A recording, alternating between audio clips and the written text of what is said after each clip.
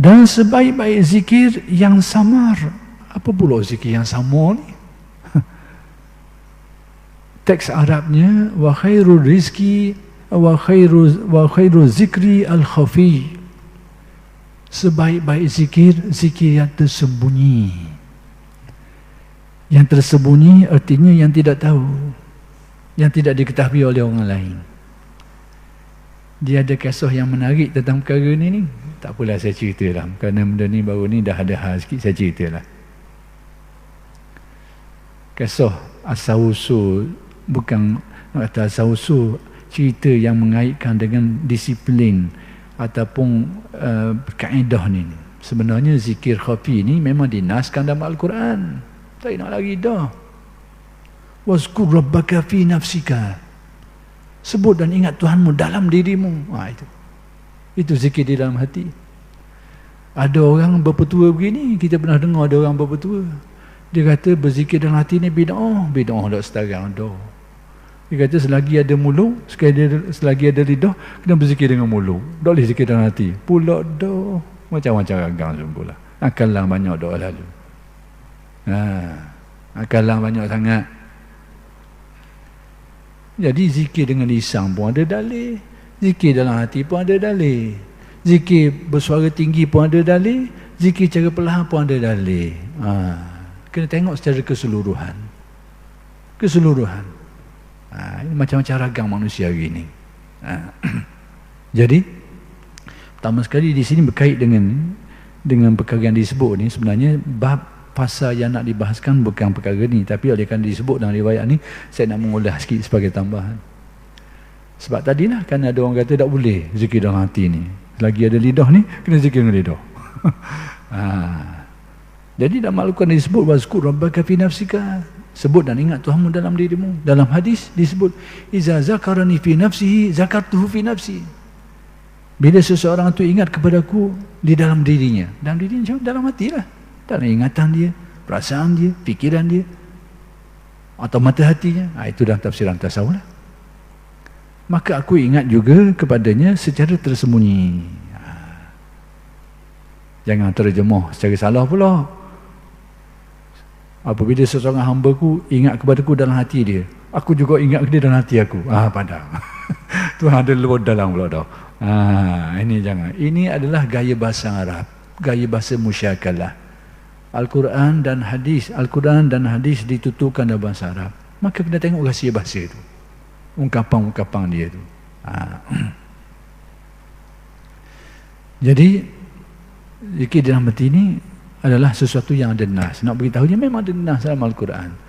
Cuma saya nak khabar tentang metodologi atau manhajnya itu. Ini nak cerita sikit. Tak apalah, sebab cerita dalam kitab kita ceritalah. Benda ni berlaku pada zaman Syekh Abdul Khaliq Al-Wujdawan, seorang tokoh ulama di Asia Tengah satu ketika dulu. Ini zaman kediang sikit, ataupun lebih kurang dengan zaman Imam Al-Ghazali. Kediang sikit daripada Imam Al-Ghazali, dalam lingkungan tu lah.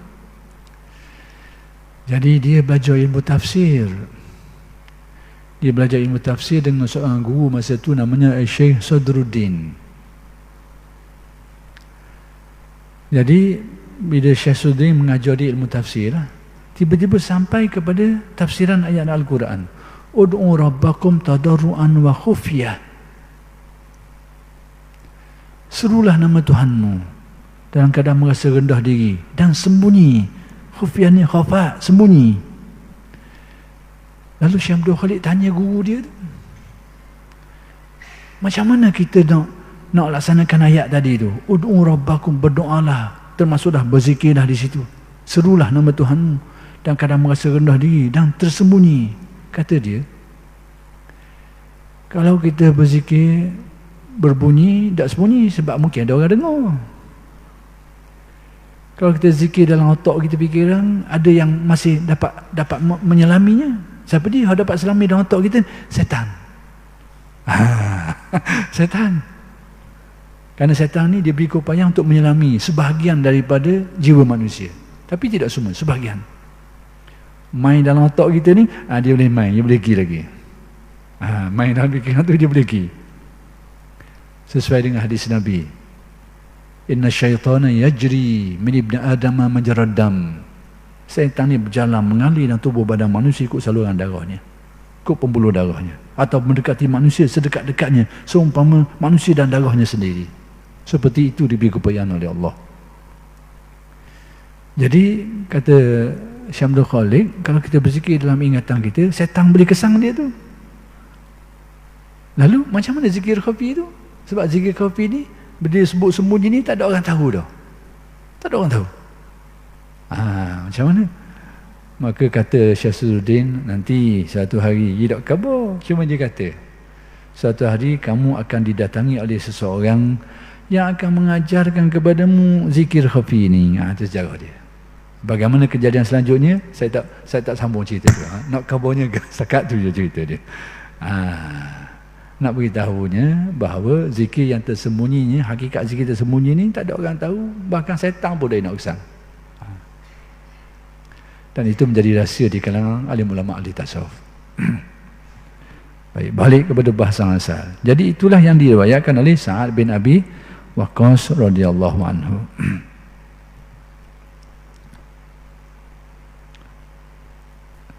Kalau tak silap saya, inilah tokoh sahabat Nabi yang mustajab doa dia.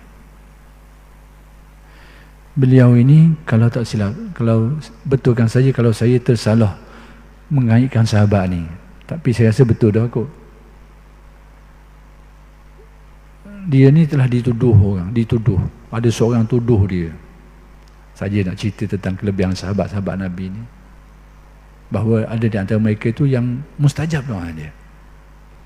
Ada orang buat tuduhan ke dia, dia kata dia rapah harta orang, ambil harta orang. Jadi dia membersihkan dirinya bahawa dia tak buat begitu, tak begini. Akhir sekali dia tak ada arah, dia berdoa kepada Allah. Dia berdoa. Jadi doa dia tu adalah, saya lupa dah doa dia tu. Sekiranya dia kata kalau dia ni tidak bersalah begini-begini, adalah doa dia tu. Baik, apa yang berlaku? Pada zaman-zaman selanjutnya ada seorang tua. Kau bahasa Terengganu panggil tua ngatuk. Tua ngatuk ni tua doa lalu. Sampai bulu mata ni panjang dia tutup mata dia. Duduk berjalan tepi jalan. Dia buat benda, hidup kacau orang tina jalan. Orang puang duduk jalan tepi jalan. Hidup kacau. Jadi keadaan dak comel sikitlah. Dolah tua. Bulu keni ni topik dapat tutup mata. Duduk kacau orang puang hok lalu tepi-tepi jalan ni. Jadi gitu perangai dia. Bila orang tanya dia, dah mana menjadi gini? Dia kata, aku terkena doa Sa'ad bin Abi Waqqas ni. Kalau tidak salah lah, kalau silap saya. Tak mungkin, kalau saya silap, tokoh sahabat ni tolong betulkan. Aku terkena doa tu.